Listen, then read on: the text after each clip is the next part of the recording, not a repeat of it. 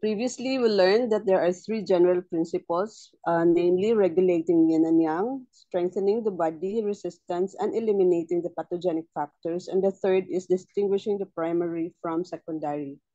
For today, we'll discuss more on strengthening body resistance and eliminating pathogenic factors. In the course of disease, there is struggle between pathogenic qi and pathogenic factors. Kumbaga, may giyera sa loob ng katawan natin sa pagitan ng ating mga sundalo na panlaban sa sakit at yung mga invaders. So, mobilizing anti-pathogenic qi to defeat pathogenic factors is the right way to cure disease. So how should this be done? First, strengthen body resistance by reinforcing anti-pathogenic qi and building up health. This will include our nutrition, rest or enough sleep, enough fluid intake, and the right mindset.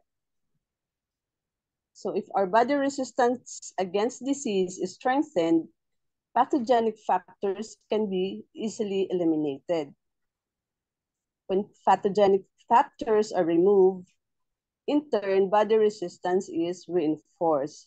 Thus, strengthening body resistance is beneficial to dispelling pathogenic factors and vice versa.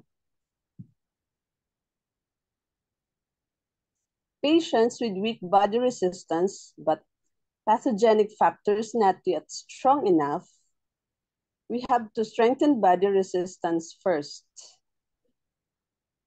While in patients with excessive pathogenic factors but body resistance is not yet damaged, we'll have to eliminate the pathogenic factor first.